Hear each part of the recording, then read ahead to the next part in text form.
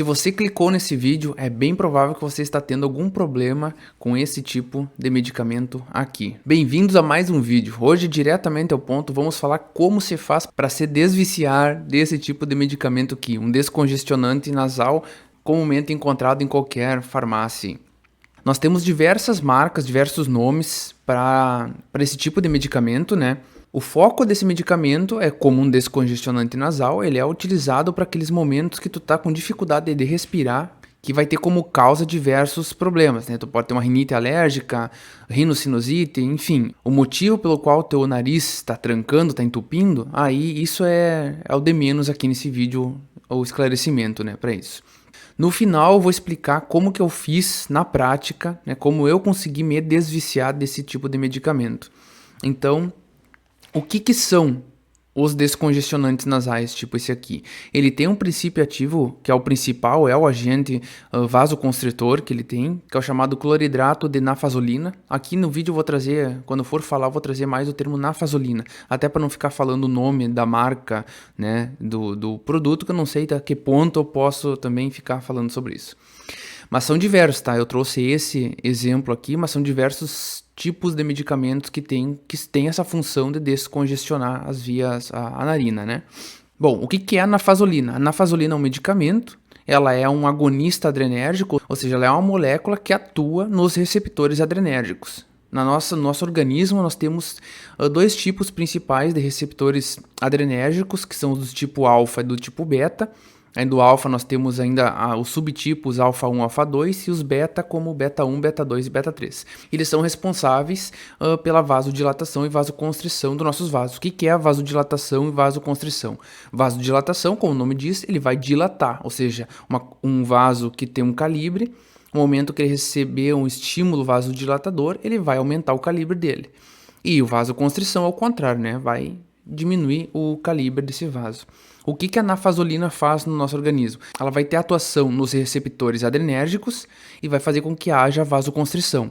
Ou seja, vai diminuir o tamanho das arteríolas e das vênulas que estão no nosso nariz, né, na nossa mucosa nasal, fazendo com que haja a diminuição do inchaço ali no local da nossa mucosa nasal.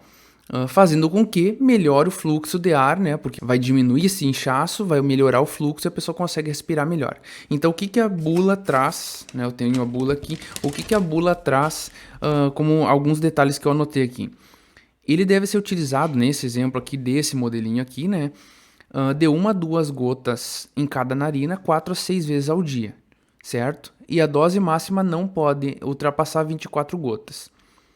Então aqui a gente tem um problema, porque geralmente o que acontece? Quem se vicia nisso, e aqui ele fala na bula também aqui para não utilizar o produto por mais de 3 ou 5 dias. O que isso quer dizer? Que ele tenha uma capacidade de trazer esse vício, né, esse medicamento, e isso vai trazer problemas futuros. Então você aí que está assistindo é bem provável que tenha um certo tipo de vício. Eu te pergunto, deixa nos comentários aqui quantos desses você tem em casa, para eu saber. O que causa então esse vício nesse medicamento é que, como é fácil de utilizar e acaba tu tendo no bolso e tem a facilidade de respirar após utilizar, então acaba que tu começa a utilizar isso a todo momento que tem a dificuldade de respirar.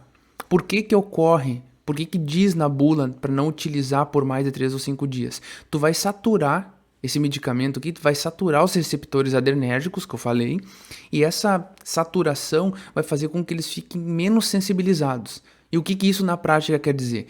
A cada menor intervalo de tempo, tu vai ter que utilizar mais disso aqui para ele poder fazer efeito. Ou seja, se antes uma gota em cada narina resolvia a tua congestão nasal, já conseguia respirar melhor, agora é o momento que acontece o vício, né? Essa dessensibilização dos receptores, tu acaba tendo que usar mais gotas e mais vezes durante o dia. E aí chega um momento que tu não consegue mais viver com isso aqui.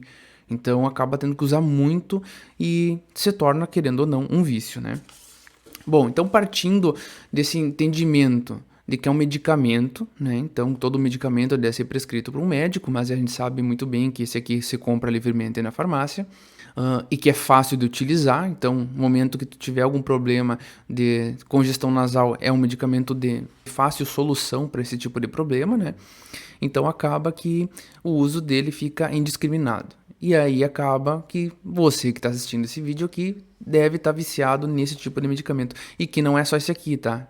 Tem diversos outros nomes e outros frasquinhos desse aqui. Mas o principal, o princípio ativo dele, né, é o cloridrato de nafazolina. Bom, então partindo desse momento que já entendemos aqui o que faz ele viciar e o que é, quais são os problemas, já partimos do pressuposto que você já está precisando de uma solução para como parar de utilizar isso aqui. Eu fiz na prática, isso que eu vou explicar para vocês aqui não tem um embasamento científico na literatura, eu não achei nada, mas eu fiz na prática e deu certo e eu acredito que isso possa ajudar muito de vocês. Então, isso aqui que sirva como uma forma de tentar resolver esse problema, tá? Mas não tirem isso por base que pode ser que não funcione. Como é uma coisa que não foi testado em grande escala para saber se isso realmente funciona, eu fiz na prática, deu certo. Então, eu por 2 vezes, na verdade, eu precisei fazer essa técnica aqui, porque eu acabei precisando utilizar muito, né, isso aqui, e acabou que eu, né, para fazer esse desmame, como se fala, eu utilizei essa técnica que eu vou mostrar para vocês agora, tá? Então, o que vocês vão precisar para fazer isso, para tentar ajudar essa forma de desviciar desse tipo de medicamento? Primeira coisa, solução fisiológica, tá? Tem que ter compre uma solução fisiológica a 0,9%, ou uma seringa, tá? E aqui tá o medicamento. Eu vou fazer aqui, esse aqui tá lacrado, eu comprei só para gravar o vídeo para vocês, então só isso já merece que vocês curtam o vídeo aí. Arranquei o gotejador dele, né? Façam isso com as mãos limpas, claro, né? Com segurança. O que eu vou fazer? Qual que é o princípio de tentar diminuir a utilização disso aqui? É diluir ele em solução fisiológica. Então aqui eu tenho 30 ml desse produto. O que eu vou fazer? Eu vou tirar um pouco. E isso aqui vai depender muito o quanto tirar. Vai depender do quanto vocês usam, né? Que quantidade, se está muito viciado e tal. Aqui eu estou tirando então 3 ml.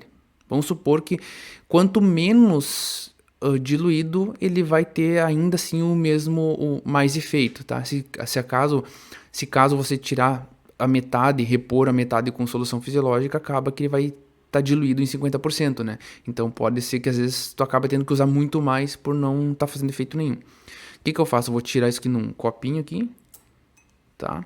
E agora o que eu faço? Eu venho aqui na solução fisiológica, abro ela aqui,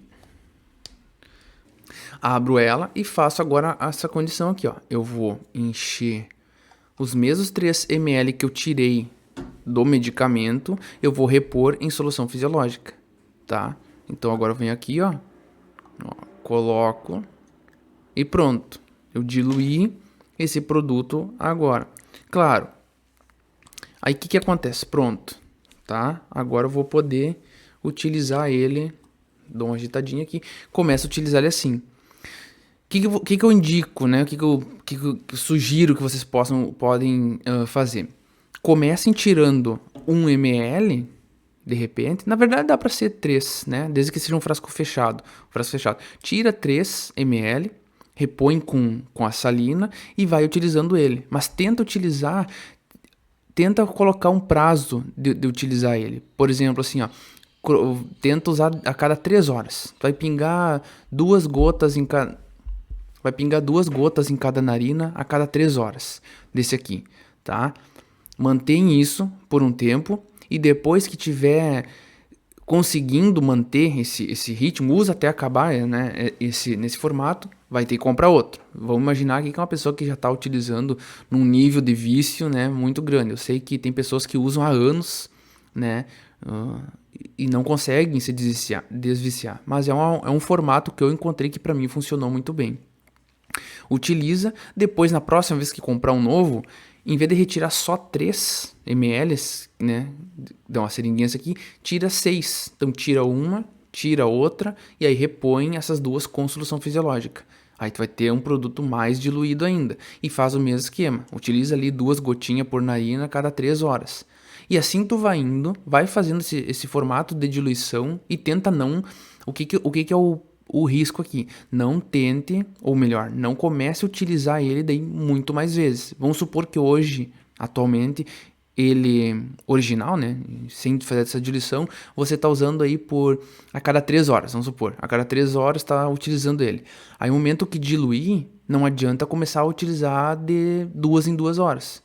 Aí mais ou menos não é essa a ideia desse procedimento aqui. É tentar manter o fluxo de uso na mesma constância, mas utilizando ele diluído, certo? Bom, feito isso, né, aí vai chegar um momento que tu vai estar conseguindo, né, em algum momento vai estar usando ele com 50% do produto e 50% de solução fisiológica. E aí já é o momento de espaçar ainda mais o tempo de uso, né? Então, em vez de estar usando de 3 em 3, tenta usar lá de 6 em 6 horas, né? E ver o que acontece. Até chegar o momento que tu consegue parar de usar. Ou então começa a usar e fazer, que é uma coisa que é indicada mesmo, fazer a lavagem nasal só com solução fisiológica. É uma alternativa também. Aí tenta fazer intercalado, né? Em vez de usar a nafasolina, usa a solução fisiológica para lavar a narina. Eu sei que ela não tem o efeito vasoconstritor, que o problema aqui, o foco do problema é a vasodilatação que ocorre. Aí, uma coisa também, né? Por que que isso aqui ele causa o vício? Que chega aquele momento da dessensibilização, ele acaba tendo uma vasodilatação de rebote. Ou seja, ele, em vez de dilatar um pouquinho, vamos dizer assim, ele vai ter uma dilatação mais agressiva. E daí dá aquela congestão absurda que tu não consegue respirar nada, e aí tem que usar mais e mais isso aqui, tá? Então, espero que isso tenha sido útil de alguma maneira, né?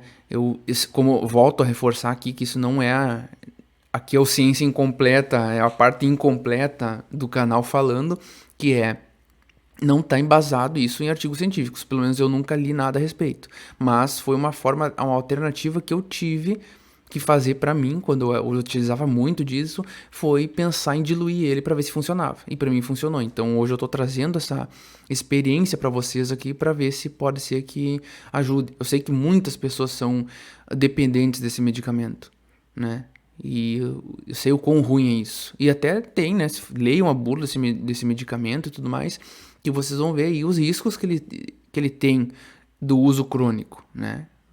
Tem pessoas aí que usam há anos esse produto, esse medicamento, né?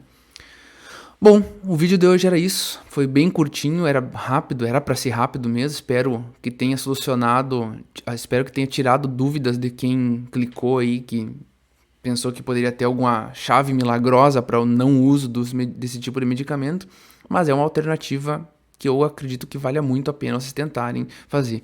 Isso aqui custa R$5, né? Então não tem um gasto excessivo aí para adquirir, tá? Então aqui, finaleira do vídeo, para quem ficou, fica aquela mendigação final que é curtir e compartilhar o vídeo aí com quem for de interesse, porque ajuda o criador aqui, tá? É uma coisa que é simples, fácil para vocês e para nós aqui do outro lado ajuda bastante, tá? Então espero que tenha ajudado e até o próximo vídeo. Fui!